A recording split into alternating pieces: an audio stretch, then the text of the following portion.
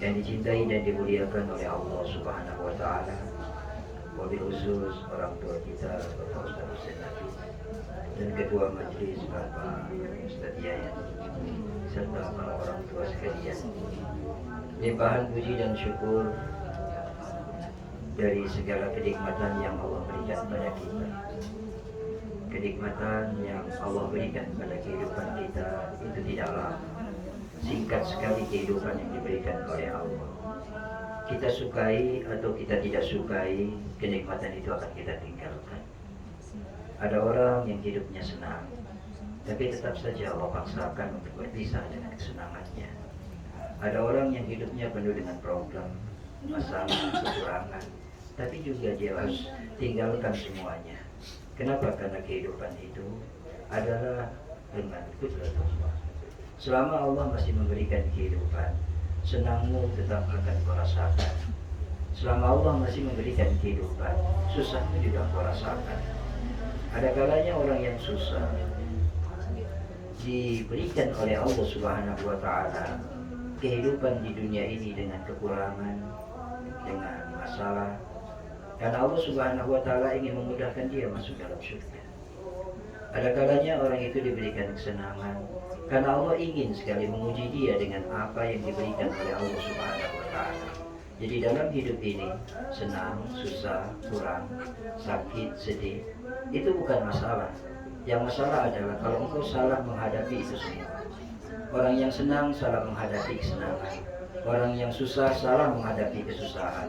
Ada orang yang senang menghadapi kesenangannya dengan sombong. Akhirnya dia menjadi salah. Ada orang yang menghadapi kesusahan dengan tidak sabar, menjadi salah juga. Kenapa? Karena bukan keadaannya, tapi bagaimana menghadapi keadaan itu. Oleh karenanya puji dan syukur pada Allah pada malam hari ini, Allah jadikan kita untuk menjadi hamba yang memuji Allah, mengagungkan Allah dan berzikir pada Allah Subhanahu wa taala, sehingga kesalahan-kesalahan kita diampuni oleh Allah Subhanahu wa taala. Selawat dan iring salam kepada baginda Nabi besar Muhammad sallallahu alaihi wasallam. Semoga kita mendapatkan syafaat dari baginda Nabi besar Muhammad sallallahu alaihi wasallam. Para jamaah sekalian yang dicintai dan dimuliakan oleh Allah, pada malam hari ini kita akan melanjutkan pembahasan kita, yaitu Ghayatul Takrib karya Abu Sujan. Sampai kepada bab berikutnya, faslun wa mutrufun minas salati salasatu asya'a. Kata musannif, qala mu'allif rahimahumullah wa nafa'na bi ulumihim wa yu'li darajatihim fil jannah. Wal matruku, dan perkara-perkara yang tinggalkan. Minas salati, dari salat, salasatu asya'a, itu ada 3. Jadi kalau kita salat, terkadang kita meninggalkan 3 perkara, 3 keadaan. Jadi kata musannif, kalau engkau sholat bisa jadi engkau lupa dengan 3 keadaan. Yang pertama adalah ada kalanya engkau meninggalkan fardun wa sunnatun wa hayatun. Ada kalanya engkau meninggalkan perkara fardu, ada kalanya lupa dengan perkara sunnah, ada kalanya lupa dengan sunnah hayat. Jadi dalam sholat itu terkadang kita lupa fardunya, atau lupa sunnahnya, atau lupa sunnah hayat. Maka kalau kita dalam keadaan lupa, bagaimana cara menghadapi hal itu ketika kita di dalam sholat? Jadi dalam sholat ada kesalahannya lupa rukunnya. Dalam sholat ada kesalahan lupa sunnahnya. Dalam sholat ada kesalahan lupa dengan sunnah hayat. Jadi ada orang yang sholatnya tahu-tahu main sujud saja, dia lupa ruku, saking khusyuknya.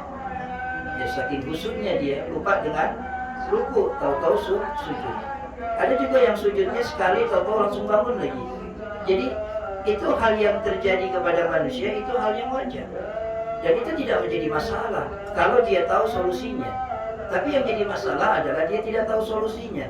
Sehingga ilmu itu menjadikan kesalahan bisa kau benarkan.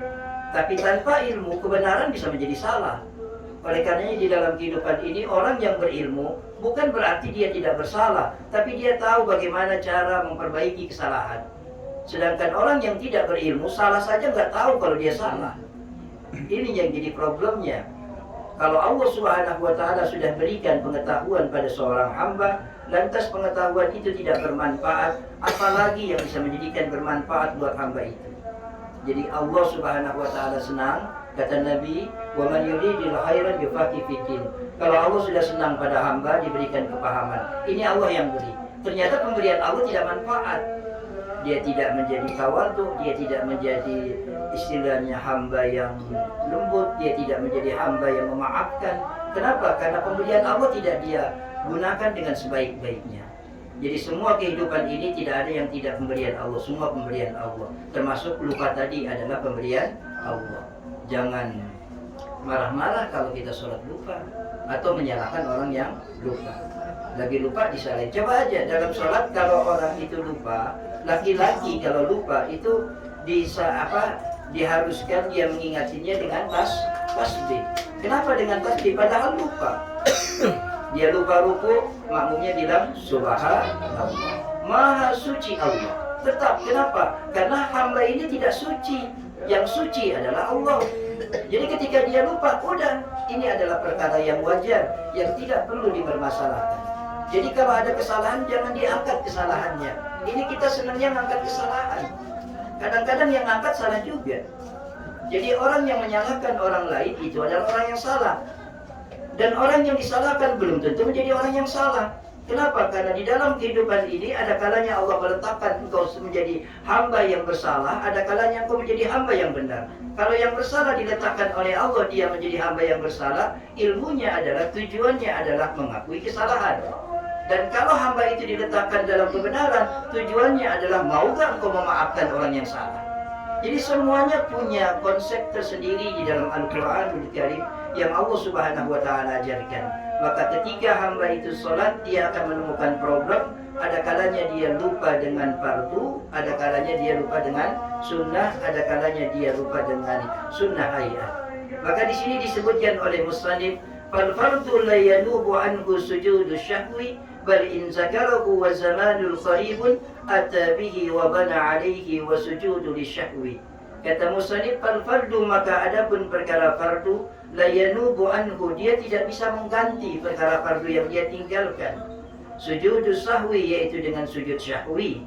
Bal, akan tetapi in zakarahu, bila dia mengingat bahwa dia lupa meninggalkan perkara fardu itu, wa zamanun qaribun, dan zamannya dekat, waktunya dekat, ata bihi, maka segera dia datang untuk memenuhi perkara yang dia tinggalkan, wa bana alaihi, dia dirikan atau dia kerjakan, wa sujudu lisahwi, dan dia sujud syahwi.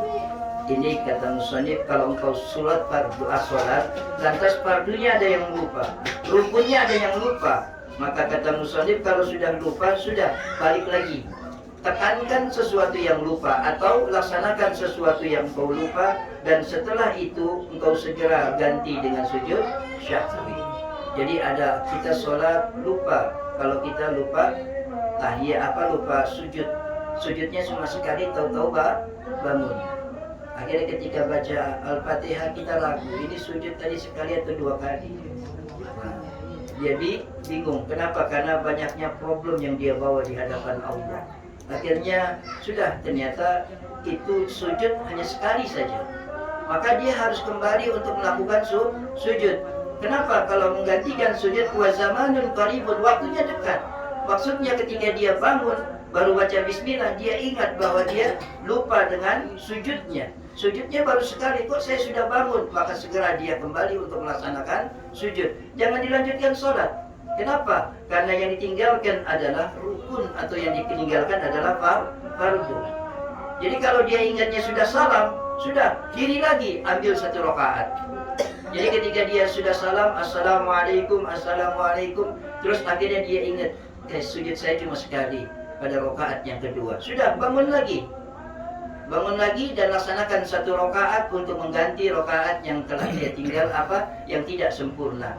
Jadi bahasanya adalah sholat yang dia kerjakan sujud dengan sekali itu tidak sempurna dan tidak sah. Jadi kalau dia sudah dapat 3 rakaat, 4 rakaat, maka yang 1 rakaatnya harus dia ganti. Kalau dia sholat zuhur, jadi salam, terus ada yang kasih tahu, mohon maaf sujudnya cuma sekali. Sudah, jangan banyak omong, berdiri lagi. Andai kata yang memberitahu adalah orang yang melihatnya. Jangan marah-marah, ditegur marah-marah. Ini namanya, kalau dia benar sih nggak apa-apa. Kadang-kadang ditegur marah-marah orang yang salah lagi. Orang yang berilmu saja ditegur marah-marah, dia menjadi tidak berilmu. Apalagi orang yang tidak berilmu. Orang yang berilmu ditegur ngamuk-ngamuk, berarti dia tidak berilmu. Karena orang yang berilmu akan menerima kesalahan. Coba bayangkan tatapnya adab-adab di dalam sholat. Engkau lupa, dikasih tahu, sudah, jangan banyak ngomong, ganti saja. Ada orang yang salah disuruh tasbih. Kalau ibu-ibu, ada orang yang salah lupa dengan rukun disuruh tepuk tangannya. Dan tepuknya juga jangan kencang-kencang, pelan-pelan saja. Ya, jangan tepuknya girang banget. Jadi ada orang yang menegur, negurnya bukan kasih sayang, tapi penghinaan. Ada orang yang negurnya adalah kasih sayang. Jadi beda-beda tipis.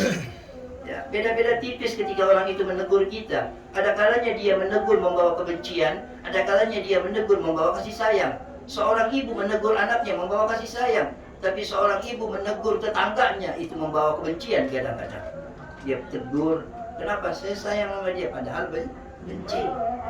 Jadi ini yang dikatakan bahwa ketika orang itu sholat, fal fardu la yanubu anhu la yanubu anhu sujudu syahwi. Dia tidak bisa diganti dengan sujud syahwi. Jadi kalau rupanya rukun, tidak bisa diganti dengan sujud syahwi. Jadi sudah laksanakan saja. Atau jadi imam sudah assalamualaikum, makmumnya bilang maaf kurang 1 rakaat. Jangan dilanjutkan zikir, tambah 1 rakaat. Wa zamanun qaribun, zamannya dekat. Enggak usah diulang sholatnya. Kenapa? Allah Maha kasih sayang. Saya enggak mau capek. Hamba itu tidak mau dicapek-capekkan. Kenapa? Cukup apa yang dia kerjakan diterima, apa yang tidak sempurna ulang lagi. Jadi tidak dari awal lagi, tapi dia ulang. Sholatnya tidak menjadi batal, tapi rokaatnya kurang, apa rukunnya kurang. Jadi dalam sholat ada kalanya fardu yang ditinggalkan. Selanjutnya dikatakan oleh musannif wa sunnatun, dan ada kalanya dia lupa dengan sunnah. Sunnah itu apa? Dia lupa dalam keadaan sholat, dia lupa tahiyat awal, dia lupa kunut. Nah ini kalau dia lupa perkara sunnah, kata musannif, dia lupa ketika dia sholat 2 rakaat, dia lupa tahiyat dan dia bangun. Tapi ketika lagi bangun proses perjalanan dia ingat bahwa dia lupa tahiyat awal. Bagaimana kalau yang perkara yang dia tinggalkan sunnah? Tapi kalau fardu, engkau kembali lagi melaksanakan apa yang ditinggalkan. Tapi kalau sunnah di sini la ya'udu ilaika ba'da tarabusin bil fardi, lakinnahu yasjudu lisyahwi anha. Kalau engkau lupa dengan perkara sunnah, sudah engkau tidak perlu balik lagi. Engkau tidak perlu mengulang lagi. Lanjut saja perjalanannya. Lanjutkan perjalananmu, la ya'udu ilaiha. Tidak perlu engkau melaksanakan apa yang engkau tinggalkan dari perkara sunnah. Jadi kalau dia lupa dengan tahiyat awal, dia jadi imam sudah berdiri tegak, makmum bilang subhanallah, orang yang cerdas dia tidak akan duduk lagi, melanjutkan pekerjaannya. Makmumnya songong juga lagi, pokoknya gue sampai dia balik aja. Kenapa? Yang menegur tidak berilmu. Jadi kalau yang menegur tidak berilmu, sudah subhanallah terus kenceng-kenceng. Tapi imamnya tetap dalam keadaan berdiri tegak. Dia tak masih subhanallah. Bisa-bisa subhanallah sampai salam kali. Akhirnya kan menjadi keributan. Kenapa timbul keributan? Yang satu menegur tanpa ilmu, yang berilmu disuruh sudah diam saja. Nanti kalau sudah selesai baru kasih tahu. Dan saat itu kalau dia sudah berdiri tegak, makmumnya mengatakan subhanallah, sudah makmum berhenti untuk mengatakan subhanallah. Kenapa? Yang ditinggal oleh imam adalah perkara sunnah. Di dalam kitab ini dikatakan bahwa perkara sunnah la ya'udu ilaiha ba'da talabusin bil fardi, kalau dia sudah sempurna melaksanakan kefarduan atau telah sempurna melaksanakan rukun. Tapi kalau belum melaksanakan rukun, imamnya harus kembali melaksanakan tahiyat. Jadi ketika dia bangun Allahu Akbar, belum berdiri tegak, belum dia masuk pada rukun yang berikutnya, maka bagi imam alangkah bagusnya kalau dia kembali melaksanakan tahiyat awal yang dia tinggalkan. Tapi kalau dia sudah, misalnya ketika dia sholat subuh, Sami Allahu liman hamidah, dia jadi imam, lantas dia langsung proses ruku, sujud. Ketika dia proses sujud, belum sampai sujud, tangannya juga belum menggenggam lantai. Lantas makmumnya bilang subhanallah, sudah kembali untuk kunut. Tapi kalau sudah sujud, imam jangan kembali. Laksanakan pekerjaan sujud. Kenapa? Dia sudah masuk pada pekerjaan berikutnya. Jadi kalau pekerjaan yang dia lanjutkan itu adalah pekerjaan yang wajib, pekerjaan yang fardu, maka tidak perlu dia mengambil pekerjaan yang sunnah. Ini yang dikatakan, barang siapa yang melaksanakan sunnah meninggalkan kewajiban, maka dia adalah orang yang tertipu, orang yang celaka. Jadi kalau kita melaksanakan sunnah meninggalkan kefarduan, maka hukumnya bisa menjadi haram. Kenapa haram? Karena orang yang melaksanakan sunnah dengan meninggalkan fardu, maka Allah Subhanahu wa Ta'ala akan kelompokkan kepada hamba yang melalaikan perintah Allah Subhanahu wa Ta'ala. Maka dalam sholat terkadang kita lupa bahwa kita meninggalkan sholat. Sudah, jangan dilaksanakan sholat sunnah, ganti dengan sholat fardu. Jadi sholat fardu itu ditekankan sekali untuk bagi orang yang lupa, yang pernah meninggalkan, dia qadha, dia ganti. Sampai akhirnya sholatnya itu dia kodok. Dia mengkodok sholat, berapa lama sholatnya ditinggalkan dalam kehidupannya. Kembali lagi, kalau itu nanti jadi perkara sunnah sudah. Jadi kalau dia kunut, dia sudah sujud, dia tidak perlu kembali lagi untuk melaksanakan kunut. Atau dia tahiyat awal, dia sudah berdiri tegak dan sudah masuk pada rukun berikutnya, maka seorang imam atau kita yang menjadi sholat sendiri tidak perlu kembali lagi untuk melaksanakan tahiyat awal. Berikutnya, bagaimana kalau yang ditinggalkan wahai'atun? Yang ditinggalkan adalah sunnah hayat. La ya'udu ilaiha ba'da tarkuha wa la yasjudu li syahwi anha. Kalau dia meninggalkan sunnah hayat, la ya'udu ilaihi ba'da tarakaha. Dia tidak perlu kembali lagi untuk melaksanakan apa yang dia tinggalkan, dan juga tidak perlu melaksanakan sujud syahwi. Jadi lagi sujud, dia lupa baca subhana rabbiyal a'la wa bihamdi. Tahu-tahu dia dengar Allahu Akbar, berdiri saja. Dia meninggalkan sunnah hayat, yaitu membaca kalimat subhana rabbiyal a'la wa bihamdi. Atau dia lupa dalam keadaan mengangkat tangan, sudah tidak perlu dia problemkan. Jadi kalau kesalahannya kecil, udah jangan diangkat-angkat deh, diam saja agar menjadi ketenangan. Tapi kalau kesalahannya sudah besar, sudah beritahu saja, jangan kau benci. Kenapa? Kebencian bukan menghantarkan kepada perbaikan, tapi kebencian menghantarkan kepada kerusakan yang fatal. Orang yang rusak akan semakin rusak kalau engkau benci. Orang yang rusak akan engkau bisa perbaiki kalau engkau datang dengan kasih sayang dan dengan kecintaan dan dengan dalam keadaan lemah lembut kepada mereka. Oleh karenanya inilah yang dikatakan, jangan engkau mendidik seseorang yang keras dengan kekerasan, karena mereka tidak akan menjadi lembut. Didiklah orang-orang yang keras dengan kelembutan, mereka akan menjadi lembut. Makanya kalau orang pawang macan kan begitu, Bu. Ada pawang macan main galak-galakan. Ya, gara-gara macannya galak, akhirnya pawangnya harus galak. Jadi bisa diterkam juga. Macan itu galak, pawangnya harus lembut. Siapkan makanan sebanyak-banyaknya dan kasih dia makan. Sehingga kalau dia sudah diperhatikan makanannya, maka macan itu menjadi lembut kepada orang yang memberikan makan. Jadi pawang itu tidak hebat. Kenapa? Karena kalau makanannya habis, dia tetap diterkam. Jadi yang hebat itu adalah Allah menentukannya dengan makanan yang dia miliki. Jadi kalau orang atraksi macan itu, mereka punya makanan. Ikan juga sama seperti itu. Mereka punya makanannya. Jadi jangan sampai makanannya habis. Kalau habis diterkam. Ini yang dikatakan bahwa kalau kita dalam keadaan meninggalkan perkara sunnah hayat, sudah kita tinggalkan dan tidak perlu lagi kita kembali. Wala yasjudu li syahwi anha. Wa idza saka, maka apabila engkau lupa fi adadin, yaitu di dalam jumlah bilangan rakaat, ma'ata bihi, yaitu sesuatu yang engkau datang dengan meninggalkan jumlah rakaat, binar rakaatin, dari beberapa rakaat, karena alaiki yakin, maka engkau berdiri dan mengambil keputusan sesuatu yang engkau yakini. Wa huwa, bermula keyakinan tersebut, aqalu, yaitu yang sedikit, wa sujudu li syahwi, dan dia sujud syahwi, wa sujudu li syahwi, dan dia sujud karena lupa, wa sujudu syahwi, dan dia sujud syahwi. Andai kata persoalannya bukan lagi perkara sunnah yang kau tinggalkan, bukan lagi perkara rukun yang kau tinggalkan, dan juga bukan perkara sunnah hayat, tapi yang kau tinggalkan adalah engkau bingung ada berapa rakaat yang sudah engkau kerjakan sholatnya. Jadi posisinya tidak masuk rukun, tidak masuk sunnah, tidak masuk pada sunnah hayat, tapi posisinya adalah lupa jumlah rakaatnya.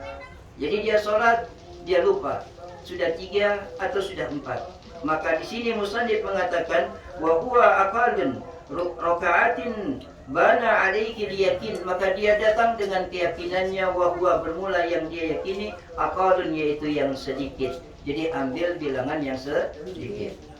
Tadi sudah 2 atau 3, ambil 2. Tadi 3 atau 4, ambil 3. Sudah ambil 3.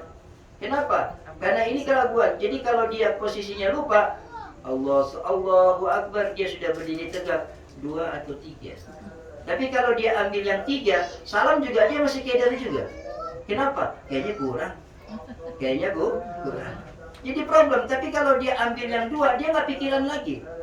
Jadi kenapa musonif begitu cerdasnya mengajarkan pada kita, ketika dia sholat mengambil bilangan yang sedikitnya, rokaatnya, maka dia tidak menjadi masalah lagi, nggak pikiran lagi. Tapi kalau dia ambil yang banyak, pikiran. Kenapa? Karena orang kalau kurang itu pikiran, tapi kalau lebih nggak pikiran. Ya semua juga begitu, rezeki juga begitu. Kalau kurang pikiran, lebih nggak pikiran kita. Jadi ketika itu kita ambil satu keputusannya, kata muslim sudah, kau ambil yang 2 dan hilangkan yang 3-nya. Jadi ketika assalamualaikum ada orang yang negurnya, kenapa sholat maghrib 4 rakaat, satunya bonus sudah. Satunya bonus. Atau sholat asar 5 rakaat, satunya bonus. Tapi kalau kurang jadi bahaya juga. Ya, kenapa? Karena orang akan lebih mempermasalahkan kekurangan orang lain, tapi tidak mempermasalahkan kelebihan orang lain. Jadi kalau ada kekurangannya itu akan menjadi pembahasan, tapi ada kelebihannya sudah diam, akan menjadi sifat-sifat kedengkian. Jadi kadang-kadang didengki karena kelebihan, kadang-kadang dicintakan dan dicaci maki karena kekurangan. Jadi tidak ada yang sempurna dalam hidup ini. Cukup jalankan saja. Kalau engkau ingin sampai hidup ini mendapatkan kesempurnaan dari setiap makhluk, tidak ada yang sempurna. Yang sempurna adalah Allah Subhanahu wa Ta'ala. Jadi kalau ada orang yang tidak melihat kesempurnaan kita, maka bersyukurlah pada Allah karena menyadari kita dari sifat kesombongan kita, karena tidak ada kesempurnaan pada diri kita. Para jamaah sekalian yang dicintai oleh Allah, dan ketika dia mengambil bilangan yang sedikit, apa yang dia kerjakan? Wasujudu lisyahwi, dia sujud sahwi. Wasujudu syahwi sunnatan, sujud sahwi itu hukumnya sunnah. Jadi kalau dia lupa dengan sujud sahwi juga sholatnya sah. Dia meninggalkan tahiyat awal, lantas dia lupa sujud sahwi juga, sholatnya sah. Dia lupa dengan bilangan-bilangan rokaatnya, lantas dia lupa dengan sujud sahwi juga sah. Jadi sujud sahwi hukumnya adalah wasujudu sahwi sunnatun. Sujud sahwi itu hukumnya sunnah, bukan yang harus dikerjakan. Yang harus dikerjakan adalah dia meninggalkan pada perkara fardu, maka dia harus balik untuk mengerjakan perkara fardu. Dia meninggalkan perkara sunnah, dia tidak perlu kembali lagi meninggalkan perkara sunnah kalau dia sudah sempurna pada rukun yang berikutnya. Nah ini ketika sujud sahwinya, kalau dia bisa melaksanakan sujud sahwi, alhamdulillah. Tapi kalau Allah posisikan dia lupa dengan sujud sahwi, sudah terima saja takdir Allah yang diberikan oleh kita. Ridho bi qismatin minallah, dia terima apa yang Allah bagi dari kehidupan dia. Ini yang dikatakan. Dan sujud sahwi dilakukan kapan? Wa mahalul qabla salam, dan tempatnya adalah sebelum dia melakukan salam. Fa in salama musalli amidan aliman bisyahwin aw nasiyan, maka ketika dia dalam keadaan sudah melakukan salam, dalam keadaan sengaja, sudah tidak perlu balik lagi untuk melaksanakan sujud syahwi. Karena sujud syahwi itu dikerjakan sebelum salam, dan sujud syahwi dikerjakan sebelum salam, dilakukan 2 kali sujud. Ini yang diterangkan oleh musannif. Jadi dalam sholat problem kita hanya 3 saja. Terkadang kita meninggalkan fardu, terkadang kita meninggalkan sunnah, dan terkadang kita meninggalkan sunnah hayat. Sunnah itu tidak perlu diganti dengan tidak perlu dikembalikan untuk melaksanakan, dan juga harus kalau bisa dia ganti dengan sujud syahwi. Tapi kalau sunnah hayat tidak perlu dia ganti dengan sujud syahwi. Cukup saja dia lupa dan dia telah meninggalkannya. Hanya kekurangan-kekurangan yang istilahnya Allah itu maha bijaksana. Pekerjaan orang itu tidak sempurna, Allah masih terima. Oleh karenanya jangan pernah kita menilai pekerjaan seseorang itu harus sempurna. Allah saja maha bijaksana. Tidak sempurna Allah terima amal-amalnya. Terus kalau yang dia tinggalkan pekerjaannya itu tidak begitu penting, sudah jangan dibahas. Allah tidak mau membahas itu. Tapi kalau penting baru dibilang, kenapa engkau tidak bisa kembali lagi untuk mengerjakannya? Terkadang Allah tidak memberi pada kita perkara yang sunnah, perkara yang tidak penting, tapi kita selalu teriak pada Allah, ini penting ya Rabb. Jadi ketika kita berdoa, Allah tidak memberikan karena Allah Maha Tahu, itu tidak perlu. Apa yang kau minta tidak perlu. Tapi ketika kita minta pada Allah, segera diberikan oleh Allah, itulah yang kita butuhkan. Jadi dalam doa, yakini bahwa yang Maha Tahu itu butuh atau tidak adalah Allah Jalla Jalaluhu. Bukan kita yang tahu itu butuh atau tidak. Doalah pada Allah, tapi jangan mengatur Allah. Minta pada Allah, tapi jangan pernah mengatur Allah untuk memberikan dengan cara-cara yang kita pikirkan. Karena setiap hamba itu cara solusi di dalam setiap permasalahan sangat terbatas sekali. Sedangkan Allah adalah zat yang Maha mampu untuk mengerjakan persoalan kita. Para jamaah sekalian yang dicintai dan dimuliakan oleh Allah, ini yang diterangkan oleh musannif. Jadi sekali lagi, bab ini menerangkan tentang perkara fardu, apa perkara yang ditinggalkan di dalam sholat. Solusinya sudah, kalau perkara fardu, kembali lagi untuk melaksanakan apa yang dia tinggalkan.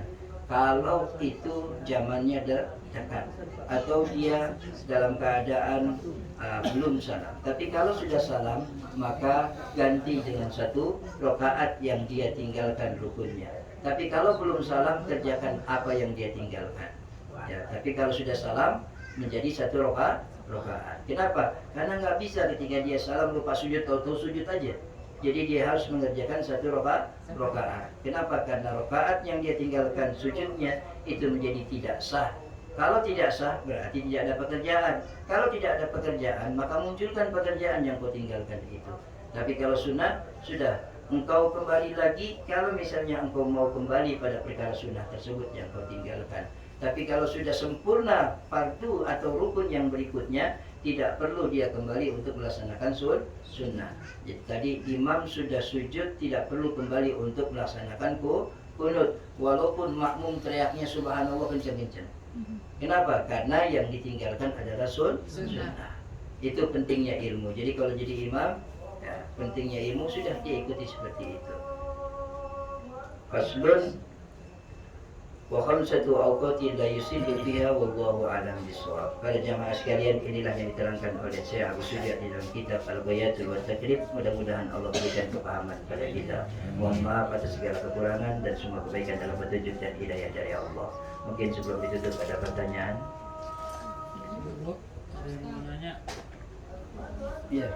Kalau berdiri lagi pakai niat kalau di Berdiri lagi pakai niat apa enggak? Kita berdiri lagi niatnya gimana? Niatnya gimana? Apa usul di fardu zuhri?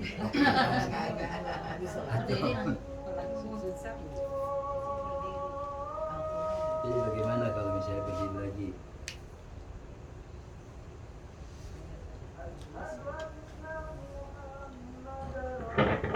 Jadi kalau yang ditinggalkan itu dia mau tambah satu rakaat, cukup, tidak perlu nih niatkan saja menambah satu rakaat yang tertinggal.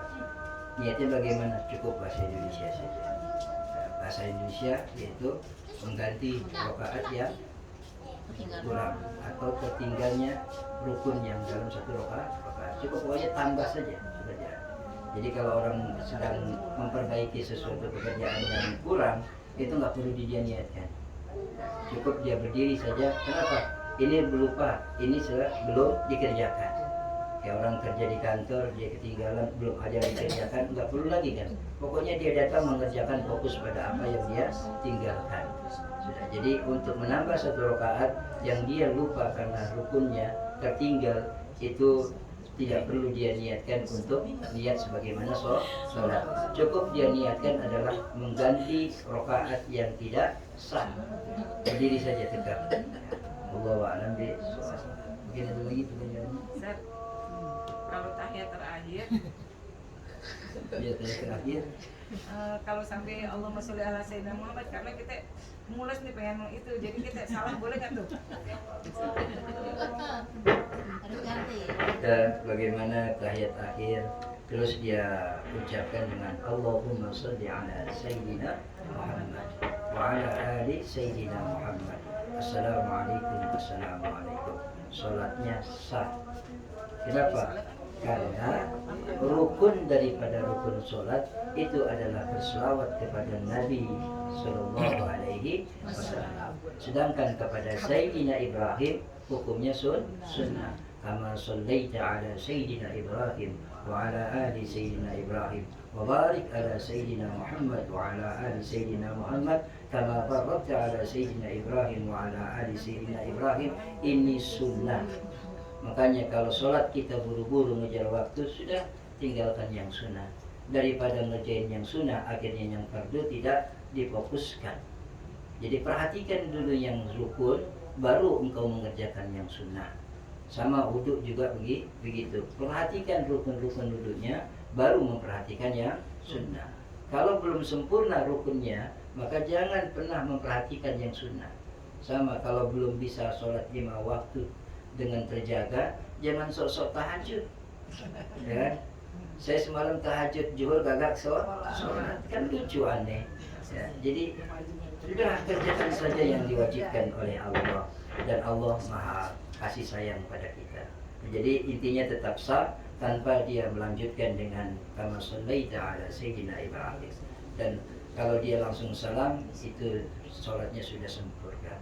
Ya, cuma meninggalkan perkara sunnah. Dan perkara sunnah itu tidak menjadi masalah. Kenapa? Karena sunnah. Jadi sunnah itu menata rapi saja. Tapi kalau dia tidak mengerjakan, nggak jadi persoalan. Dia kerjakan, alhamdulillah Allah menambahkan nilai bonus di dalam amalnya. Dia tetap sah ya. Ya mudah-mudahan Allah a'lam bishawab. Ada lagi? Ustaz, yang benar itu ya Allah husnul khotimah apa husnul khotimah? Apa husnul khatimah? Ya Allah biha bi husnul khatimah atau bi husnul khatimah. Itu ada huruf ba. Ba itu adalah harfu jar. Kalau ada harfu jar maka dijarkan. Ya Allah biha, ya Allah biha, ya Allah bi husnil khatimah. Sama juga bismillah. Ada huruf jarnya. Jadi setiap bahasa Arabnya ada huruf ba di depannya, pasti hiba pasti dikasrah. Billahi, ya kan? Billahi. Bismillah. Bihamdi. Jadi bihusnin khatimah. Jadi bihusnin. Terus ada yang baca bihusnul khatimah. Ya silakan sajalah. Kenapa? Karena alhamdulillah dia masih berzikir. Cuma harkatnya saja yang akhirnya berbeda. Tapi menurut keilmuan, karena ada harfu jar maka harus dijarkan. Semua yang memiliki harfu jar maka harus dijarkan. Sama juga harfu jar itu banyak. Ada ba, ada waw, ada ta, ada mim, ada ilah. Sama kalau ada bahasa Arab, di depannya ada ilah, pasti belakangnya harus dijar, harus dikasrah. Ilallah, ilal masjid. Ilah, pokoknya ada ilahnya pasti dikasrah. Ada minnya juga pasti dikasrah. Minallahi. Jadi semua kalimat-kalimat yang ada harfu jar itu harus dikasrah. Kalau makanya minal jin nati wan nas. Kenapa dibacanya ti? Karena ada minnya. Minal jin nati wan nas. Jadi kul a'udzu birabbin nas, birabbin nas, malikin nas, ilahin nas. Bacanya nas-nas semua. Kenapa? Ada harfu jar di situ. Jadi itu kesimpulannya. Jadi bi husnil khatimah. Tapi kalau ada yang baca bi husnil khatimah, ya silakan saja. Tapi yang lebih afdal sesuai dengan keilmuan adalah bi husnil khatimah. Ya Allah a'lam bishawab. Ya, ada lagi mungkin cukup ya. Mudah-mudahan Allah Subhanahu wa taala tuntun kita dan diberikan kemudahan dunia dan akhirat. Dan Allah Subhanahu wa taala ampuni kita. Mari kita baca Al-Fatihah, kita kirimkan Al-Fatihah untuk keluarga kita yang sudah wafat. Mudah-mudahan dijadikan alam kuburnya Allah di Anjil Jannah, dan kita diampuni oleh Allah Subhanahu wa taala dari segala kehilapan dan kesalahan, sampai akhirnya Allah wafatkan kita dalam keadaan husnul khatimah. Dan Allah Subhanahu wa taala mudahkan urusan dunia dan akhirat kita. Ala hazini wa lakin salihah wa ila hadatin nabi al-Fatihah. أعوذ بالله من الشيطان الرجيم بسم الله الرحمن الرحيم الحمد لله رب العالمين الرحمن الرحيم مالك يوم الدين إياك نعبد وإياك نستعين اهدنا الصراط المستقيم صراط الذين أنعمت عليهم غير المغضوب عليهم ولا الضالين آمين رب اغفر لنا ولوالدي آمين. Saya mohon maaf atas segala kekurangan, semua kebaikan, petunjuk dan hidayah dari Allah. Subhanallah bihamdi, subhanallah bihamdika, asyhadu an la ilaha illa anta, astaghfiruka wa atubu ilaik.